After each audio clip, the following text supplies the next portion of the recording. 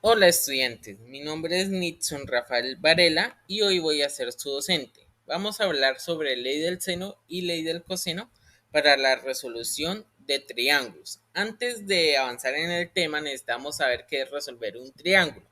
Y resolver un triángulo es determinar las medidas de los lados y ángulos de cualquier triángulo. Ejemplo, este triángulo que está acá ya está resuelto porque conocemos las medidas de cada uno de sus ángulos interiores y la longitud de cada uno de sus lados. Cuando tenemos esas 6 medidas, podemos decir que el triángulo ya está resuelto.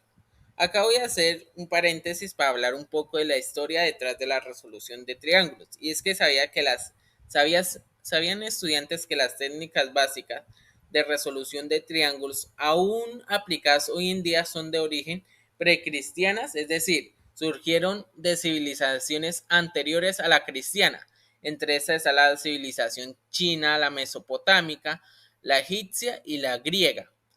A partir de esas civilizaciones es que se fue desarrollando la resolución de triángulos y durante el trayecto histórico se ha venido mejorando cada una de esas técnicas hasta el momento de las que hoy en día se enseñan en los colegios. ¿Listo, estudiante? Qué chévere. Bueno, sigamos con el tema. Cuando tenemos un triángulo rectángulo, tenemos diversas formas de desarrollo, de resolverlo. Entre ellas está el famoso teorema de Pitágoras.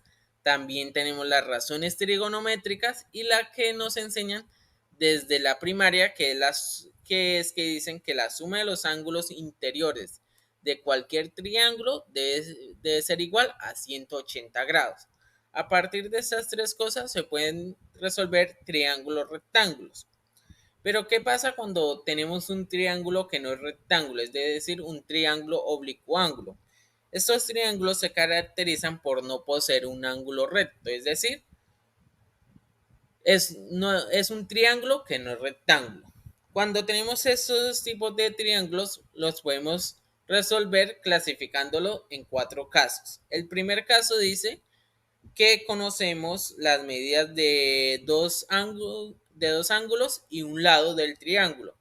El caso 2 es cuando se conocen dos lados y el ángulo opuesto a uno de ellos. El caso 3 es cuando se conocen dos lados y el ángulo comprendido entre ellos. Y el caso número 4 es cuando se conocen los tres lados.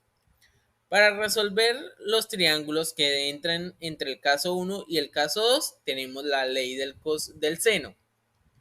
Y para resolver triángulos dentro del caso 3 y el caso 4, tenemos la ley del coseno. Entonces, empecemos a ver cuál es la ley del seno para poder resolver triángulos dentro del caso 1 y el caso 2.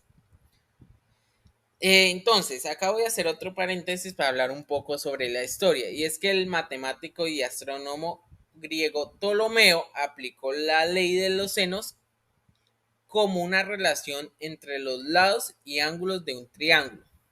Que tiempo después, otro matemático, Narsir, la estableció por primera vez en forma explícita.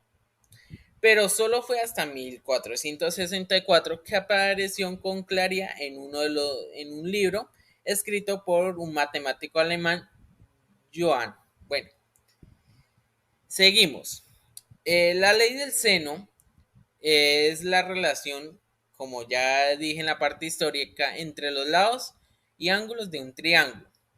Y esta relación establece que la relación entre la longitud de uno de los lados y su ángulo opuesto debe ser igual para la longitud, debe ser igual para todos los lados y ángulos en un triángulo dado. Es decir, tenemos este triángulo. La ley del seno establece que la razón recuerde que es una división, la razón entre la medida de uno de los lados sobre el seno del ángulo opuesto es igual a la medida de otro lado sobre su ángulo opuesto. Y así para todo lado y ángulo de un triángulo. Entonces, si tenemos este triángulo, se cumple estas igualdades. ¿Listo? Seguimos con la ley del coseno. Entonces, acá voy a hacer otra paréntesis histórico y es que la ley del coseno apareció por primera vez escrita en el libro Elementos 2 de Euclides, pero no está escrita como la conocemos hoy en día, sino que apareció de otra forma, en la cual se dice que los cuadrados de los lados de los triángulos se suman y un rectángulo que representa el término del coseno se resta. La versión moderna de la ley del coseno fue establecida por Francois en 1593. Listo. Esta ley del coseno también se aplica en todo triángulo y es que dice que el cuadrado de la longitud de uno de los lados es igual a la suma de los cuadrados de las longitudes de los otros dos lados menos dos veces el producto de esas longitudes por el coseno del ángulo comprendido entre ellos. Es decir, que si queremos, esta ley establece que si tenemos, ejemplo, este triángulo, se tienen las siguientes tres igualdades. Y es que si queremos saber la longitud del lado A, entonces tenemos la primera igualdad que dice que la longitud A al cuadrado es igual a la suma del cuadrado de las otras dos lados menos dos veces, por eso está el dos veces el producto, es decir, la multiplicación entre la longitud del lado B por el lado C, por el coseno comprendido entre ellos, que en este caso es el coseno de alfa. ¿Listo? Igual así con los otros dos igualdades. Entonces, ya sabemos lo que es ley del seno y ley del coseno. Hasta aquí este video. Voy a hacer otro video explicando cómo se aplican en diferentes ejercicios. Y esos ejercicios son de aplicación. Entonces, hasta el próximo video y gracias.